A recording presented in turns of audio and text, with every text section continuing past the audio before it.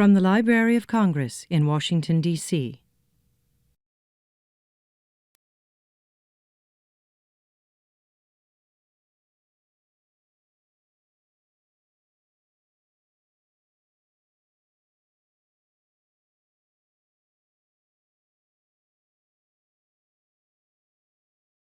Good afternoon. Welcome to American Furniture, 1650 to the present with Oscar P. Fitzgerald. I am Dr. Kimberly Bugg, Chief of the Researcher and Reference Division here at the Library of Congress. This afternoon's lecture is part of an ongoing series by the Humanities and Social Sciences section to highlight people such as this afternoon's lecturer, furniture connoisseur Oscar P. Fitzgerald. From the splendor of the main reading room, the librarians in Researcher and Reference Division do a myriad of activities. We do everything from making recommendations, working with people who have questions, registering new readers, and providing services for the books, loaning and retrieving things. This afternoon's event was coordinated, planned, and put together by our reference librarian, Laura Barbarian, who was just, here she is, in the room, and our reference specialist, Kathy Woodrell, who is in charge of decorative arts and architecture. They selected items from rare books and from the general collection for the accompanying book display. So I hope you have an opportunity to stop by before you leave. I am gonna ask that you silence your phones so you don't interrupt our lecturer this afternoon, and I'm gonna have Kathy come up and introduce him to us all. Thank you.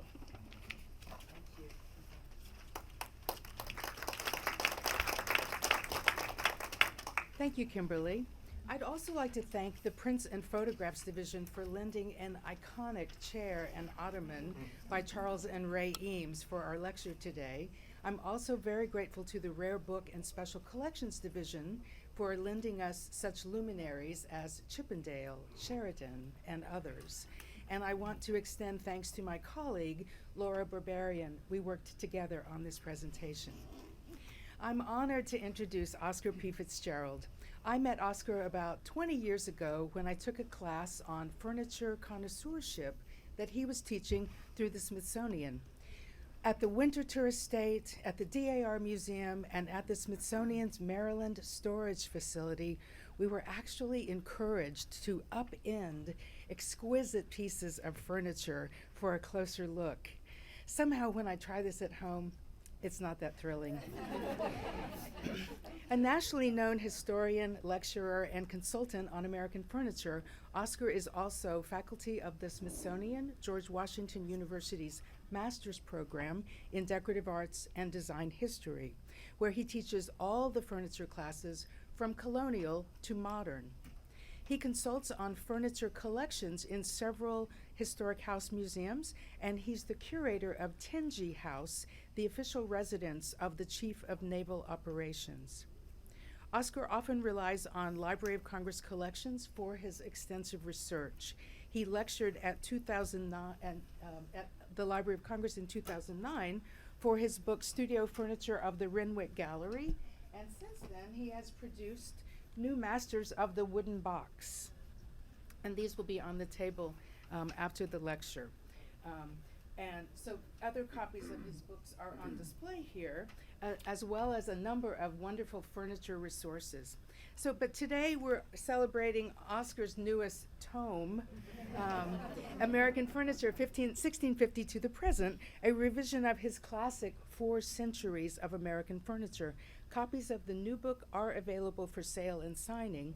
And in today's lecture, Oscar will trace the development and design of American furniture by focusing on the chair as a furniture form. Please join me in welcoming Oscar Fitzgerald.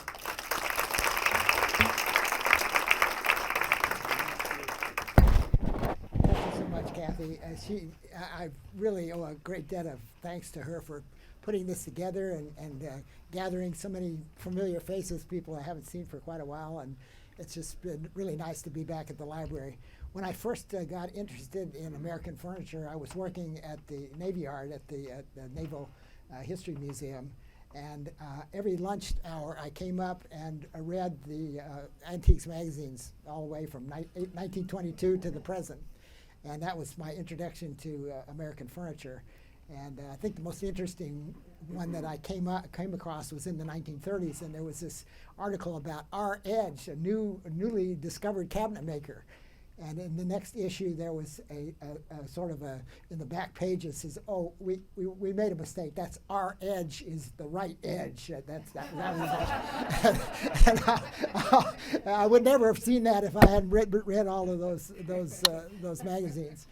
But today, my book is out, and it's pretty big. It's 850 pictures and 600 pages. And one day I was bored and I counted the words. There are 250,000 words. So I was thinking, well, how could I introduce the book to you? So I thought, well, I'll focus on chairs. And chairs really reflect the changing styles over time. And so we're going to take just a quick look at chairs through four centuries. And some of the chairs were based on some of the books that we have in the back. I was just telling Kathy, I've seen the Dover reprints of some of those books, but never the real deal. And it's quite exciting to be able to see the real thing. And I hope you enjoy looking at those. Well, every one of these systems is a little bit different. But anyway, there's not much furniture. There's no furniture that we know of before about 1650. When the Pilgrims landed up in New England and down in Jamestown in Virginia, they were worried about the Indians, and they were worried about making a living and trying to survive.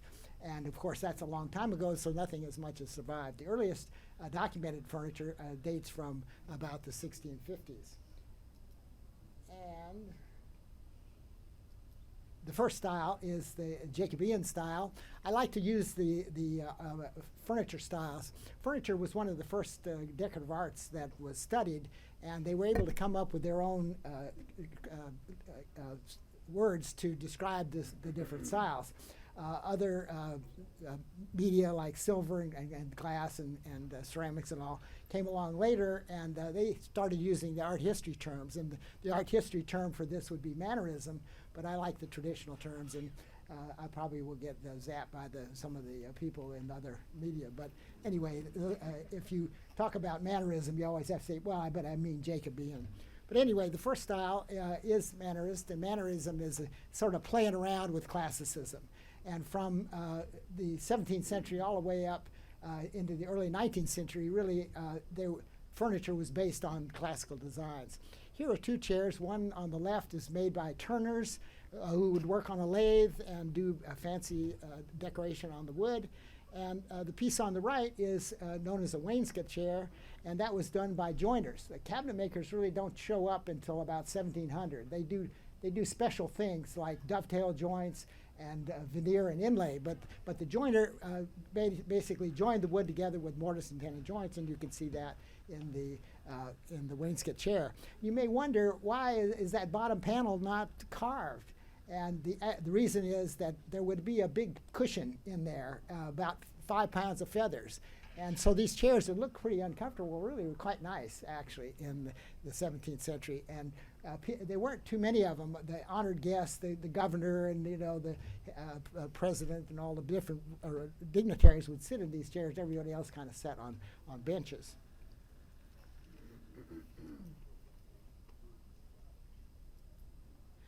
They did have some fancy upholstered chairs. These are known as turkey work chairs. They look like Oriental rugs, and basically they were inspired by those designs. We were beginning to interact with the Middle East, but these were done in little cottage industries around, mostly in London. People would come around, collect the weavings, and then sell them to upholsterers, and so there were some upholstered furniture. Very few have survived. This is a very rare survival.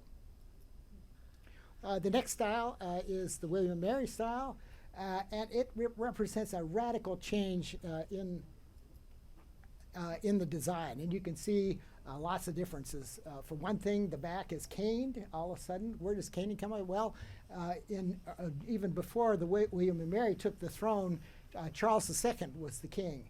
And he came in after Cromwell, and Cromwell was kind of didn't like a lot of fancy stuff and was kind of not too much of a fun guy. But Charles II had been spending his exile traveling around enjoying Europe.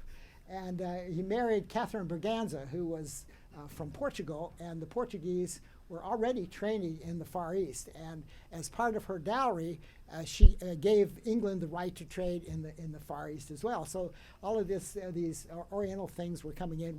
Number one, caning, and also another thing too. If you notice, the first chairs had very straight backs, kind of uncomfortable. Now the backs angle back. Well, the Chinese had been doing that for a long time, and when the Westerners saw that, oh, that's a pretty good idea. We'll angle the back. Already beginning in the early 18th century, the regional variations begin to develop, and that really is because of the different people that settled in the different cities. And in the first half of the 18th century, the largest cities were Boston in New England, Newport, New York, Philadelphia, and Charleston. And here are three chairs. The chair on the left is actually a Philadelphia chair, a Boston chair, I'm sorry, and the chair in the center was made in New York. And you see New York kind of took a shortcut. They couldn't afford, this particular chair owner couldn't afford the caning, so they just continued the balusters across the back, and that was a very common variation on those chairs. And the chair on the right is a Philadelphia chair. Sorry. Philadelphia and then Boston. Now you're totally confused. The Queen Anne style comes in about 1725. If you know your history, Queen Anne actually ended her reign about 1714. But the early scholars on the early 18th century furniture got a little confused, and they thought that the styles that the Queen Anne style was really a little later. And so it got misnamed. But the style is quite different. William and Mary furniture, very much turned, lots of Oriental influence. By the Queen Anne period, it's all about curves. And people really like modernists really like Queen Anne furniture. And I saw an ad one time in the paper. It said, Thomas Chippendale would have really loved this Queen Anne chair. Well, Chippendale didn't really make this kind of thing, but it is very modern looking, and you can see all the curves. Even the seat is curved. The seat is called a compass seat because of the compass that you draw circles with, and you lay out that seat with a compass, and that's just one of the many curves. Also, if you notice the feet are treffid feet. A treffid foot is a little three-toed foot, and that represents the Irish influence. And there's a very strong Irish influence in Philadelphia. Another thing that happens in the Queen Anne period is that mahogany is introduced into furniture making. In the 17th century, the wood was oak. By the William and Mary period, people started using lots of walnut. But by about 1720, mahogany was the wood of choice for the really best stuff. Mahogany doesn't grow in this country, of course. It grows in the Caribbean. And it's a very interesting wood. It grows here and there, and you have to kind of hunt it down in the forest. It doesn't grow in groves. And by about 1800, mahogany was beginning to disappear, and people thought, well, we need to start planting mahogany trees. So they planted the mahogany seed. Nothing happened. And then they figured out, oh, it's got to go through a bird first. So they figured that out, and so they planted these forests of mahogany trees, and after about 20 years, of fungus came along, wiped them out, and that's why they're here and there. And so mahogany is pretty tricky, but it was the wood of choice. Santo Domingo, Cuba, Honduras were the main places. Now, Windsor chairs don't really follow the stylistic progression. Windsor chairs, if we were sitting in the 18th century, we'd probably be sitting on Windsor chairs. Windsor chairs were public furniture. The Continental Congress actually sat on Windsor chairs in Philadelphia. So they don't really follow the stylistic progression. The definition of a Windsor chair is a plank seat with sticks into it, and you can see you can have Windsor stools, and in the center there a Windsor writing arm chair, and if the chair next to the writing arm chair, you notice the turnings are very simple. And in the 18th century, the turnings were quite complex, as you see on most of those chairs. But by about 1800, the Windsor chairs become much simpler. The turnings become much simpler because the demand increased, and it was easier to crank out the chairs faster with simpler turnings. And of course, they made an excuse for that. They said, well, that's the Oriental influence. That make it look like bamboo. And so much of design is making a virtue out of necessity. We'll see that. We'll see that as we go through. So the Chippendale furniture comes in about 1760. I was so excited to see an original copy of Chippendale's Director. I've seen the reprints a lot, but it's nothing that's substitute for seeing the original. And the cover is quite spectacular too. It's got the original cover. Thomas Chippendale was really the first person to publish a book of designs. There were other furniture designs here and there within other books, but his was the first one that was all furniture. And it basically was a catalog promoting his stuff. And if you look at the designs, they're quite complex. And some people said, oh, yeah, you think he can make that stuff? And Chippendale's response is, yeah, I can do it, but if you can't do it, you're just not as good as I am. And so they are quite spectacular. The design, most of the designs are Rococo designs, very ornate, very much like the chair on the left. But there were two other elements too, and that was the Chinese element, which you see in the chair in the center, and also Gothic on the right. And the title page actually talks about Chinese, Gothic, and the modern taste being the Rococo taste. And notice now the curves have begun to disappear. The backs are very rectilinear. The legs are straight Marlborough legs now, and it's quite a different look.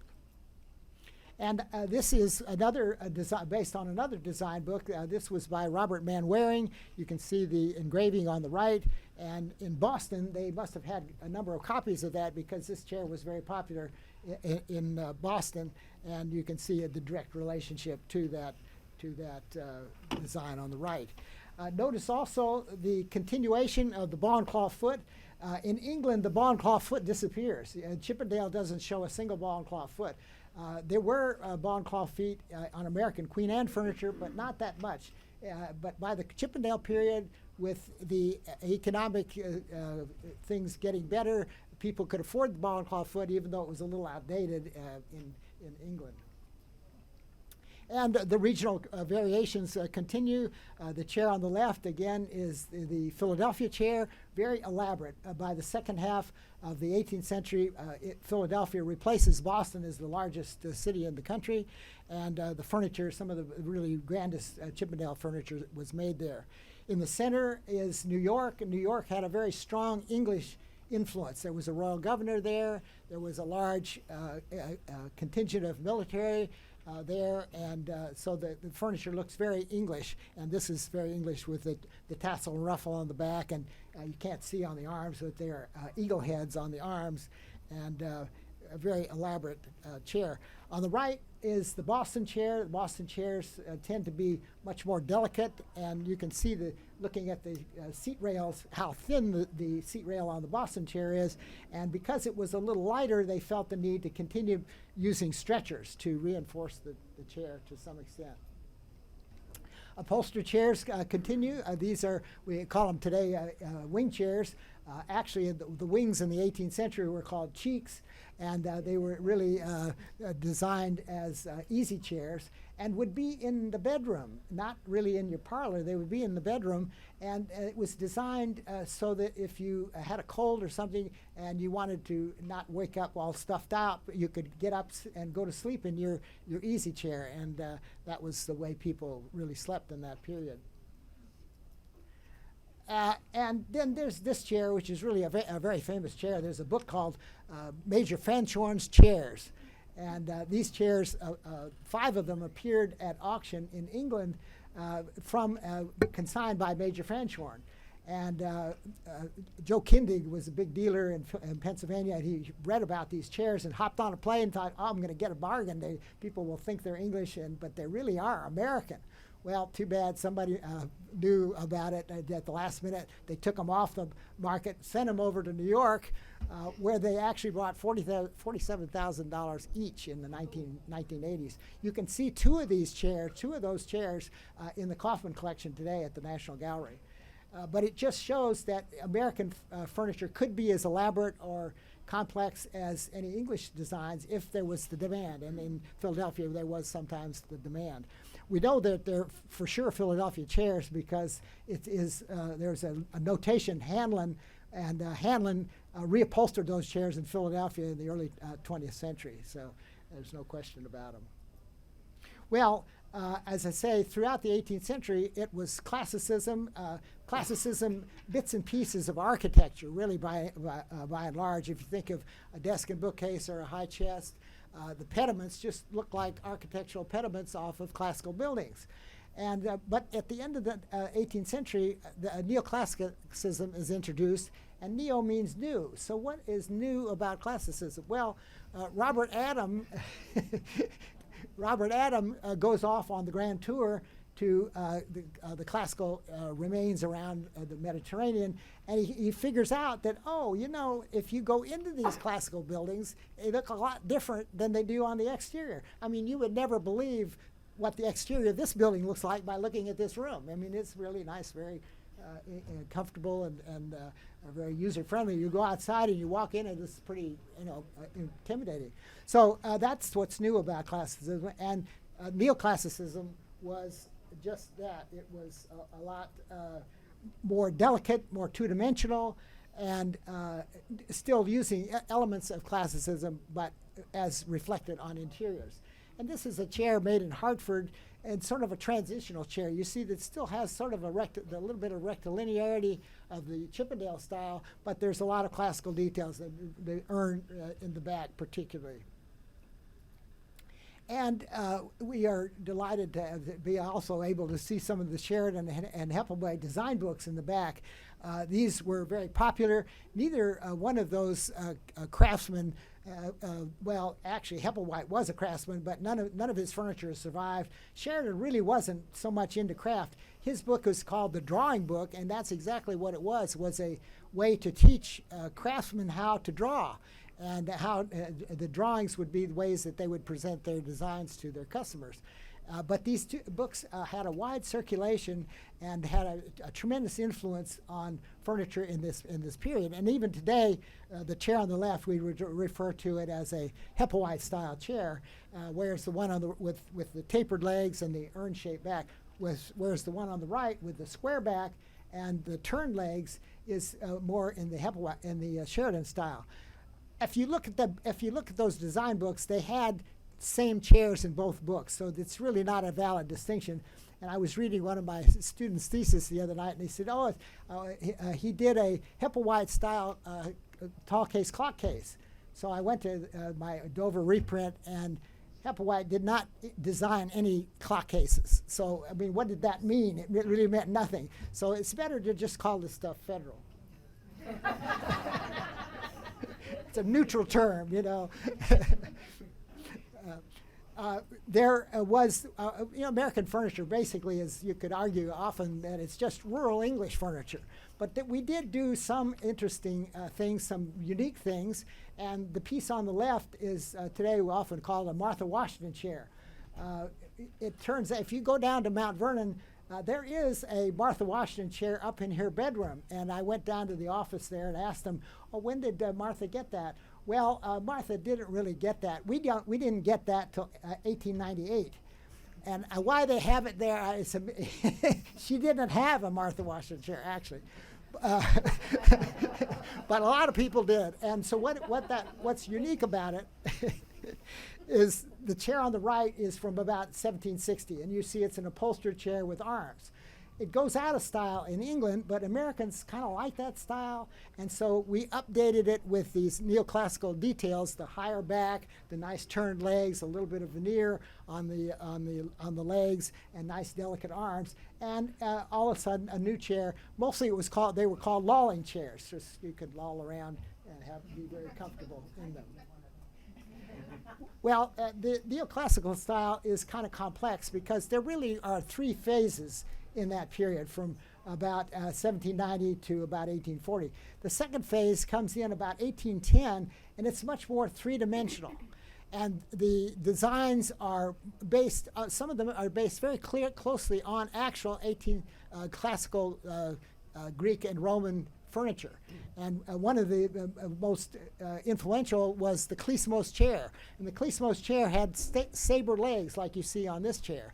And you see also the carving of the figures on the arms and the lyre on the back, all these details from classicism. At the same time, Windsor chairs continue. You see a Windsor chair on the right, the plank seat with the spindles. And then a new type of commercial, sort of public furniture comes in, and these are called fancy chairs. And they're not really very fancy. Actually, what they really are is fanciful, and the decoration is fanciful. And of course, if you look at that, you're thinking, oh, that's a Hitchcock chair, right? Well, Hitchcock was probably the largest manufacturer of these chairs, but there were really hundreds of other makers. And so the proper term for that is fancy chair. And you see, instead of the plank seat, it has a rush seat, which is very, very inexpensive and easily replaced. And the stenciling was often done by children or women, and you would paint the gold paint on, and then you would take, or you'd paint the varnish on, and then you would take bronze dust, and it would look like gilding on the back. Well, the third phase is the late Empire phase, and it's sometimes known as the Grecian style.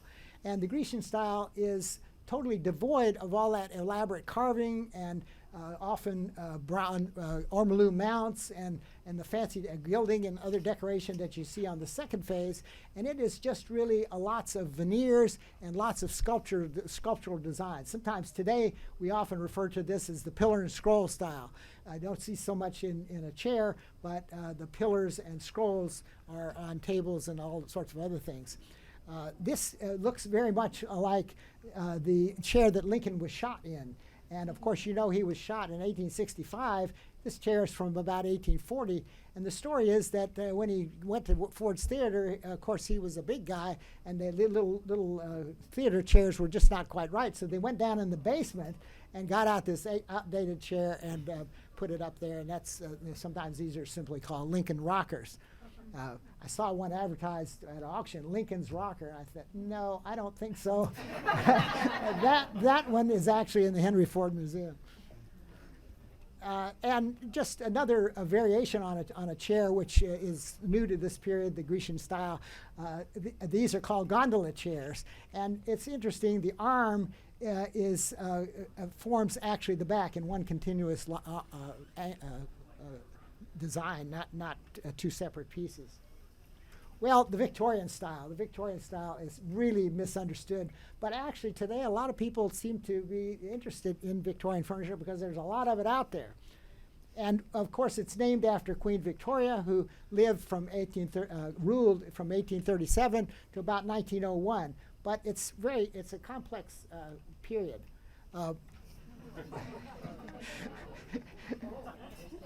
So that, to me, that's the best thing about Victorian furniture, the idea of surprise. You're pretty surprised that you could make a chair out of horns. And then you start looking at that chair and you see the other surprise? The crest rail looks like a 10-gallon hat. I mean, how clever is that? It's just pretty bizarre, you know. And this one is not quite so surprising, but you can see what this was designed for. You can see if you read closely on the back rail, it says Albany. And this comes off of a Hudson River steamboat, which would take you off to Albany, you know, which I don't know why we want to go from New York to Albany, but anyway. But anyway, the other one of the influences in this period is Romanticism. People were moving to the cities. So the cities were really not really that great places to live compared to the country, but their jobs were there, and you could make a good living. But people were thinking about places all over the world, maybe Albany, I guess. But that influenced the furniture. Also, the new materials come into use, and of course this is metal. This was patented by Thomas Warren. It's called the centripetal chair. It's in use today. If you go to the Treasury Department, or at least the last time I went, which was really a couple of years ago, the Secretary of the Treasury sits in a chair just like that, or used to anyway. And it's really very comfortable. I actually have one in my office too. It's really neat. The springs on the bottom give it a nice real spring to it. And this one, innovation. This is by George Hunzinger. He did a lot of really creative furniture, and he did a lot of patents too. And one of the patents was for that diagonal brace on the side, which makes the assembly of that chair more efficient. The other reason I show this is that textiles become very important. You see huge floor-to-ceiling draperies, you see wall-to-wall carpeting, and you see very elaborate upholstery on the furniture because textiles become much cheaper. In the 18th century, really it's very expensive to hand weave that stuff. We saw the chair from the 17th century, very rare. But by the 19th century, upholstery becomes a big deal and very fancy. And this is kind of an American chair. This is invented really by Michael Thonet, who he was born in Germany and went to Vienna and came up with bentwood furniture. And I show it because bentwood furniture is still available today. It's probably, next to those plastic chairs that you see everywhere, probably the most made chair ever. Millions of these copies were made. And you can see one reason was that they're easily shipped around. And he would make them in Vienna, send them over to New York, and then they would be assembled and sold. In the 1930s, the Thonet Company was seeing the rise of Nazism, and they decided to get out of Germany, and they came to this country. And in the 1980s, the Thonet was bought out by Shelby William Industries, and they are still in production. The other part of the company still exists in Germany, but they're still turning out these chairs, and they're turning them out here in this country. And just one other interesting chair form that comes in this period is children's furniture. And why all of a sudden children's furniture? Well, if you look at art and you look at the way children are depicted in the 18th century, they're not depicted as children. They're depicted as miniature adults. There was no such thing as childhood. I mean, as soon as you could work in the factory or work in the fields or whatever, you were out there doing it. But in the 19th century, the things become much more wealthy, and people could afford to let their children stay at home. And you know that trend today continues. I mean, you have children at home; they're 35.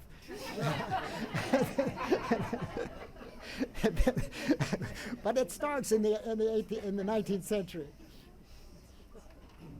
Well, the first revival style is the Gothic revival, and these are revivals. They're not copies. One of the things that people criticize Victorian furniture on is that, well, they didn't get it. It's, that doesn't really look like period Gothic furniture. Well, that was the point. They were inspired by Gothic, but they're making it more robust. They're making it more interesting, and you see it here in this chair with the rose window in the back of the chair. But in America, Gothic was not all that popular. We don't have a lot of Gothic cathedrals other than maybe the National Cathedral, which has only been completed in about 1900. And so you do see it in schools and maybe in offices, but not too much in parlors. What you see in parlors is more the Rococo revival. And when you think of Victorian furniture, some people think of it as really Victorian revival. And then sometimes you even hear the term Belter furniture. And that's named after John Henry Belter, who was probably the best known maker of this type of furniture. This is actually a Belter chair, part of a parlor suite. And furniture by the 19th century was done in sets. You would have a sofa and a man's chair and a woman's chair, and then four side chairs where the lesser people would sit. And these would be all matched. And again, a symbol or function of the wealth of the 19th century. The thing about Rococo furniture, if you look at that, it's a lot of fruits and flowers. And it's really beautifully carved. It's all hand carved. People think 19th century furniture is all industrial, factory made, but all that carving, the first carving machines don't turn up until the 1890s.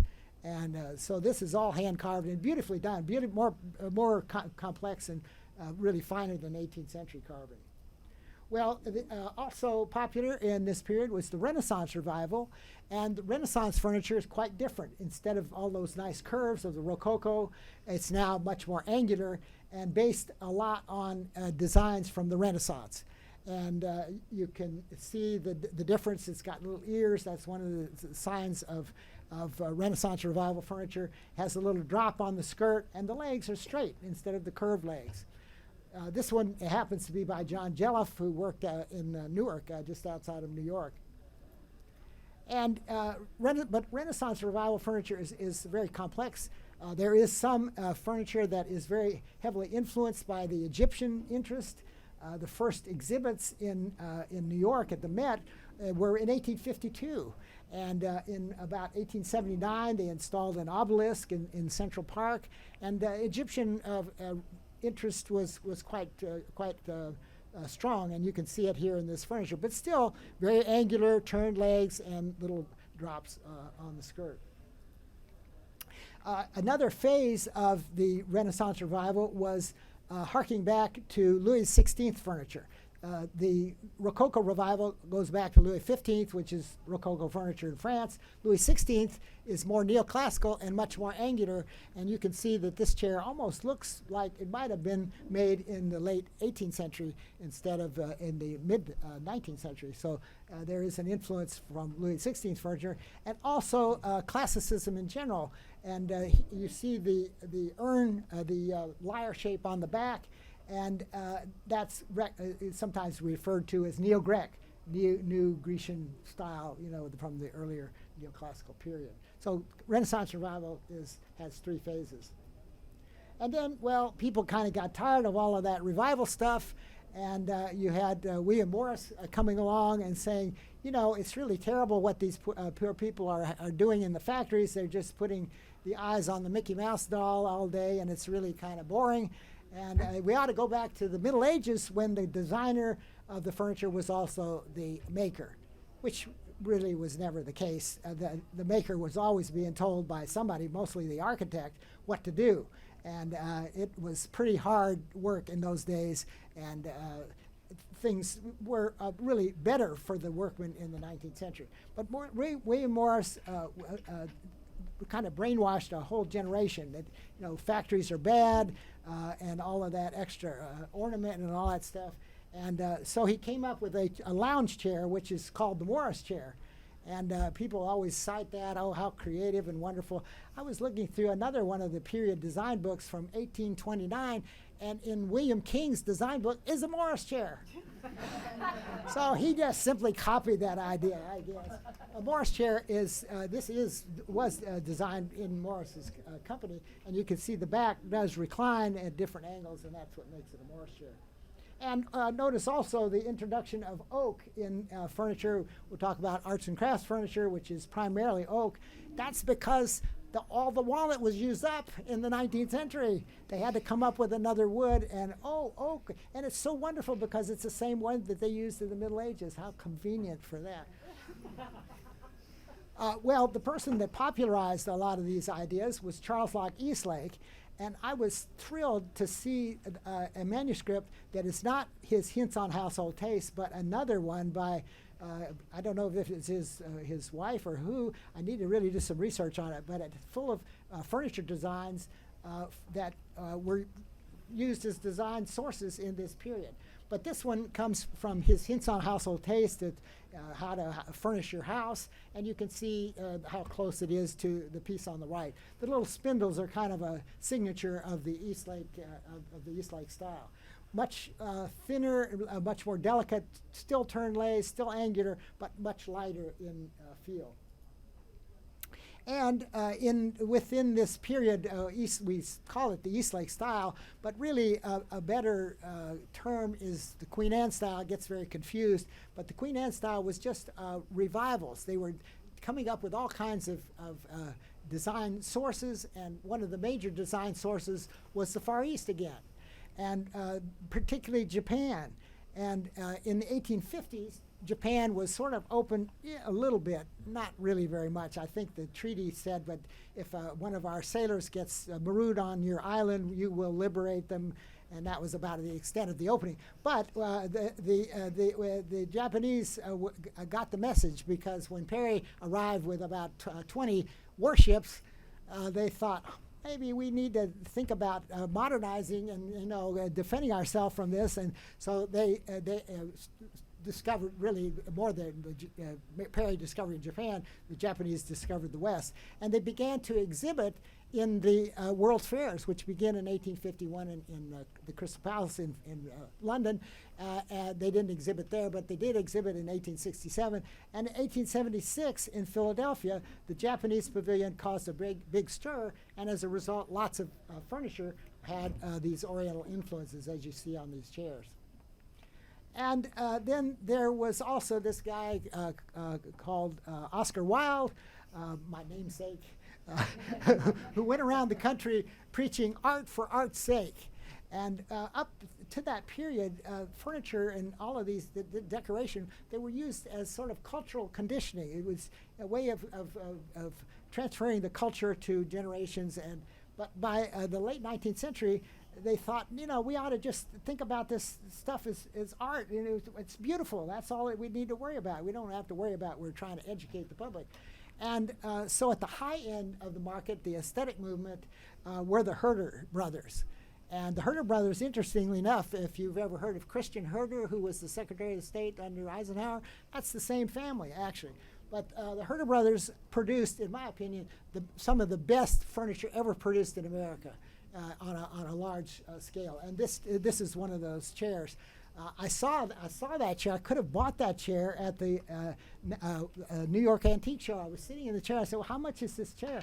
They said, "Oh, it's $1 million." $1 million? I don't think so. But no kidding. And it's a fabulous chair. You look at it, and there's not a straight line in it. When there are no straight lines, it's very difficult to make. You see the little fetlock from a horse. You see on the seat rail these mother of pearl orbs, and if you look closely, they're kind of hanging as if these are orbs hanging on the seat rail. And another detail which is kind of interesting, the orb in the center is kind of hanging there, surrounded by a ribbon. And then you look up at the seat rail, the stay rail, the rail just right above the seat, and that square plaque, and it's surrounded by a ribbon too, but if you look closely, it's surrounded, that ribbon has turned into a snake. And it was really very, very clever. And as I said, in the late 19th century, it's lots of revivals, and one of the most popular revivals was the Colonial Revival, and this is clear, Colonial Revival, you can see even the date, 1876, and wicker furniture becomes very popular too. And wicker appears really, well, Moses was found in the bulrushes in a wicker cradle, actually. So it goes way back to classical periods. It was shown at the 1851 centennial exhibit, but it becomes very popular in the late 19th century into the 20th century, and a good example of that. And again, another surprise. This is, of course, Colonial Revival. This belonged to our mothers. You can see it says right there, our mothers, and we just broke up her weaving equipment and made it into a chair, right?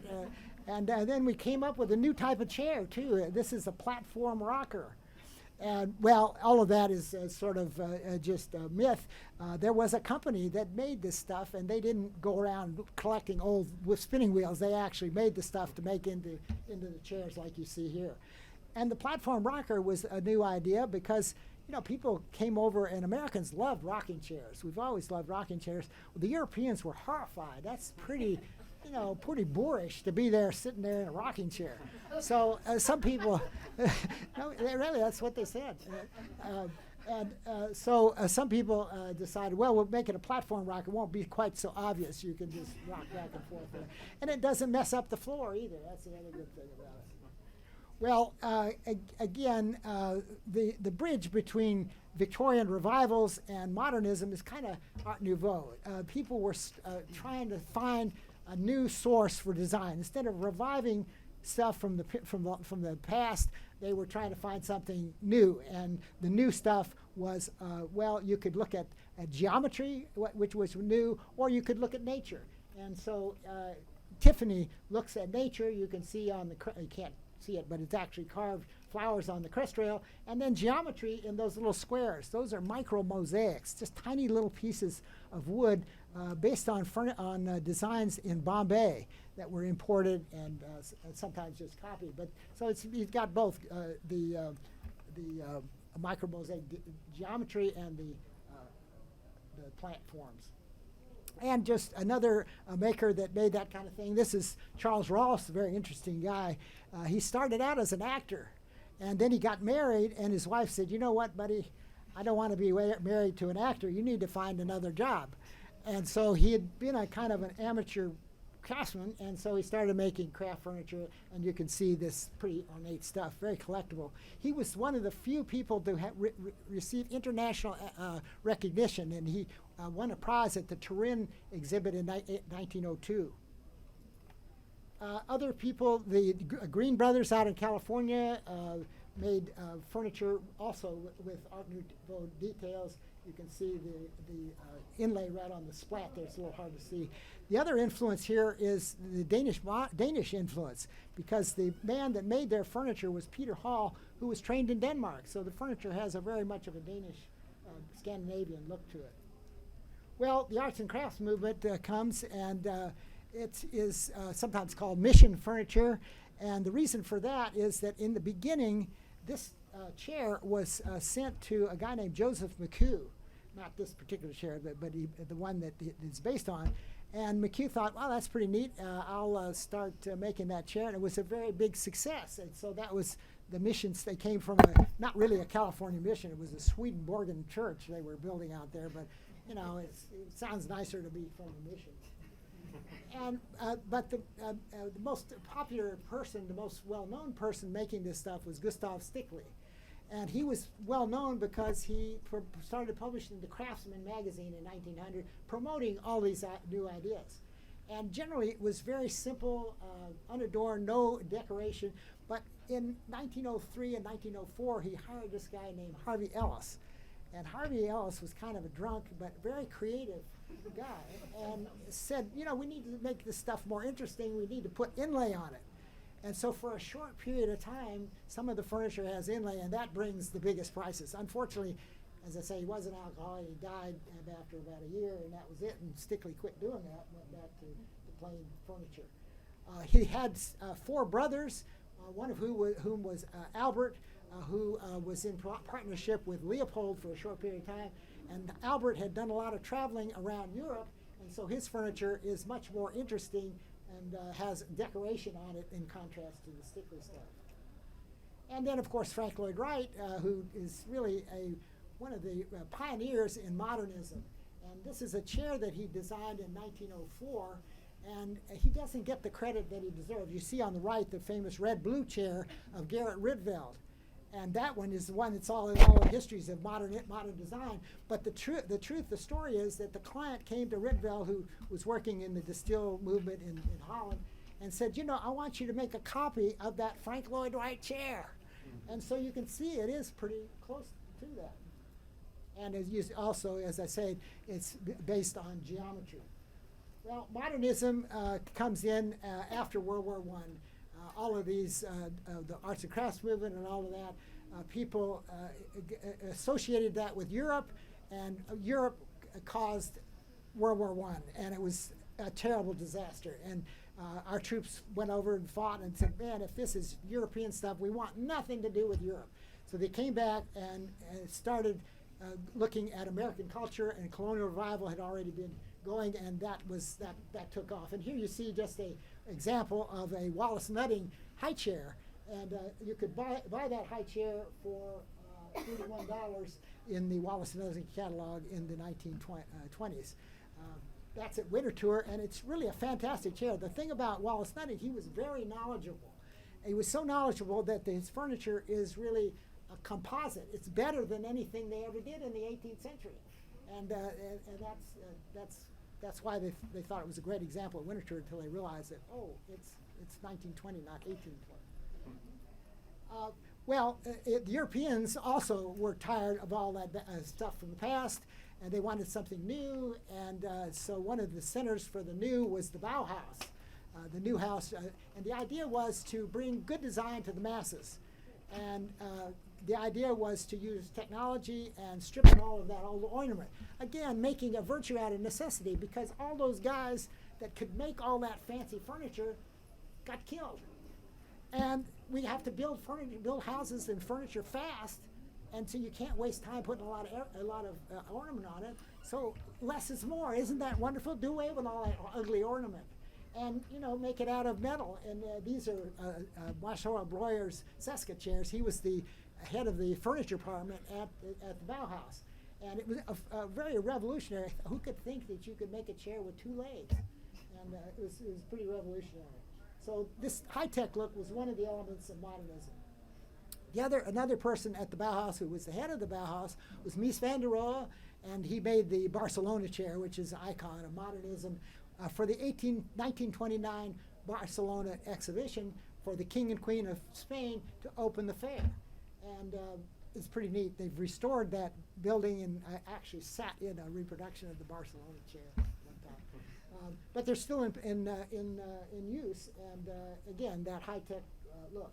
But with a little classical design. It almost looks like a Klismos, or like a Kuhl chair, another classical chair. Americans did metal furniture too. Warren MacArthur, instead of using chrome-plated steel, used aluminum. And aluminum is very hard to weld, and you can see the joints are kind of joints that don't require welding. We had a kind of our Bauhaus too, which was known as the Cranbrook School just outside of Detroit, and the head of the Cranbrook School was Elio Saarinen, who was a very famous Finnish architect. If you've ever been to Helsinki, the railroad station was his. That's his masterpiece. Really fantastic. He came over to Detroit to do some lectures, and the son of the head of the Detroit Press was very impressed and told his dad, we need to get this guy over, head the school. So he did, and this was a chair that he used in his dining room. And we talked about the high-tech look. The other way of modernism was to make it a little more humanistic. Instead of metal, use wood, and instead of just straight lines, we can make it a little organic. And that was sort of the Scandinavian look, and this was done by a guy named Russell Wright, who pioneered in that look. And one more example is the streamline look. This is the airline chair by Ken Weber, also an emigre from there, and that is also a modernist design. Modernism, the Danish modern continues with Danish modern chairs. This is a Hans Wegner chair, and I can't stop without mentioning Charles and Ray Eames. This is almost a cliche now, but when you look at that chair, it's a fabulous chair. It's like, is that a kind of a dragon, or what kind of a figure is that? Using both wood and metal, and no upholstery, but it's very comfortable. If you look at that little black disc on the back, it's rubber, and it gives a little bit. And Eames was known for the first plastic chair that reads as plastic. If you look at fiberglass, it's pretty ugly, but he figured out how to put a skim coat on it and could do it that way. And he even did children's furniture with a little heart, and the modernists went ballistic. What are you decorating the furniture with? And Charles said, everybody loves children. And I'll stop with the Eames Lounger, which we have an example of. It's interesting.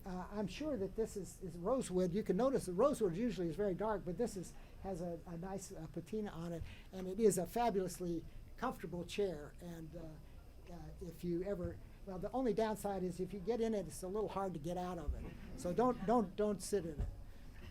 Thank you very much.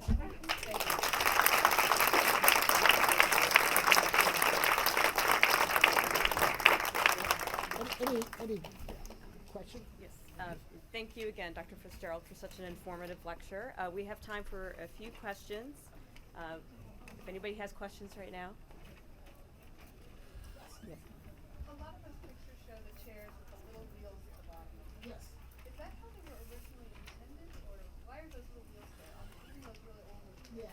Well, we associate casters with Victorian furniture. We have a lot of furniture from Victorian period had casters. But the truth is that casters go back to the 18th century. There are early ones were made out of wool. They would take strips of leather and wind them into a circle, and they were often used as casters. So there were casters in the 18th century. It's kind of an expensive detail, and by the 19th century, the technology was such that you could make them less expensive. The other reason that they're so common in the 19th century is that by the 19th century, you begin to see central heating. And so instead of having to huddle at the fire all the time, you could move the stuff around. You could put it by the fire, you could go over near the window, and it was nice to be able to roll the furniture around, and very convenient. And so a lot of the furniture does have that. A lot of them have been removed because they are associated with Victorian furniture. But even today, lots of furniture has casters on them too, just so that you can move them around. Because furniture's pretty heavy. Yeah. Good question. Any other questions? Yeah. You were here some months ago and gave 2 talks, I think, about a week or 2 apart. Are you coming back anytime soon for a continuation, or? Well, I think you may be thinking. I wasn't here at the Library of Congress. I was at the Smithsonian American Art Museum. Oh yeah. And that was another program. I've been doing a lot of lectures for the book. I'm trying to think. I think the next one I'm going to give is at the Alexandria Library. It's about the April 27th, 28th. And I'm going to be doing a book signing at the York Antique Show in May, and down in July I'm going down to the only other Chautauqua that survived down in Tennessee. And there's a program in North Carolina for appraisers. I'm going to be doing some series there. So I do a lot of lectures. But anyway, anybody who wants to hear me talk about furniture, I'm happy to do it. Thank you. Anything else? Thank you. Yes. When you hear the phrase Grand Rapids furniture, is that a style or just a location of manufacturing? Well, it's really both. In mid 19th century, the furniture industry moves west, primarily because to be nearer the source of raw materials, which were forests, and the Midwest and Grand Rapids is surrounded by forests. What also made that possible was the railroads, so that instead of having to just make furniture locally, they could ship it all around. And so Grand Rapids, even though it's fairly isolated, was connected to the railroad system. And it became proportionally the largest center of cabinet making in the country. It wasn't bigger than Chicago, but Chicago was like 10 times as big in terms of population. So Grand Rapids, it was really synonymous with furniture. So that's one reason that the term becomes synonymous with furniture.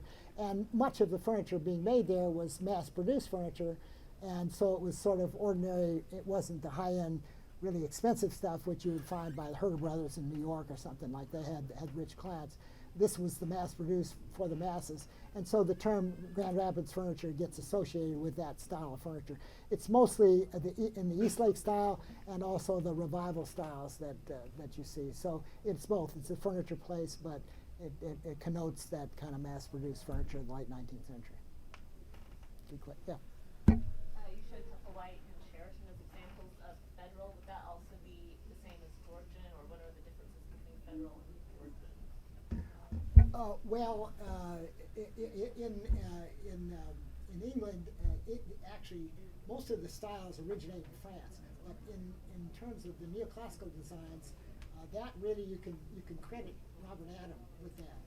And sometimes people refer to that style as the Adam style because he was really the person that generated that. Georgian furniture, when you talk about Georgian furniture, usually refers to the mid-18th century furniture, but there were 4 Georges, and so if it was George IV furniture, it would be early 19th century in the same style. But you don't usually see that associated with neoclassical furniture. It's usually more the Chippendale furniture from mid-18th century. That's Georgian furniture. And there, as I say, there were 4 Georges, and so English furniture uses those terms for the different style. But by the neoclassical period, it's often referred to as Adam furniture. All right. Thank you. I'd like to thank the audience today for your presence. You're invited to the author's book signing, as well. Copies of the book are available for purchase to your left, and to your right, we have books from rare books and special collections and the general collections on display. Thank you.